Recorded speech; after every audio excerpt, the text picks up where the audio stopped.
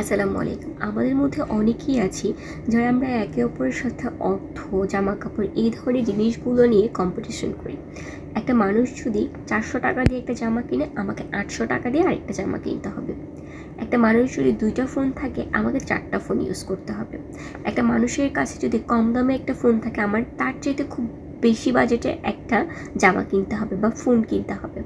এই ধরনের কম্পিটিশনগুলো আপনার মস্তিষ্ককে নষ্ট করে দেবে। জীবনে সবসময় ভালো কাজে কম্পিটিশন করুন।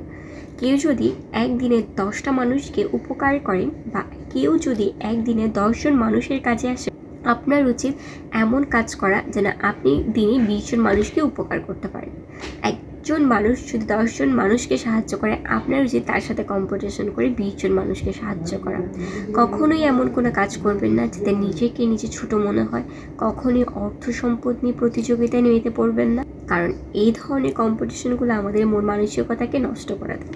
একে অপরের জন্য নিজেদের মনের মধ্যে হিংসাটা জমা করে দেয়।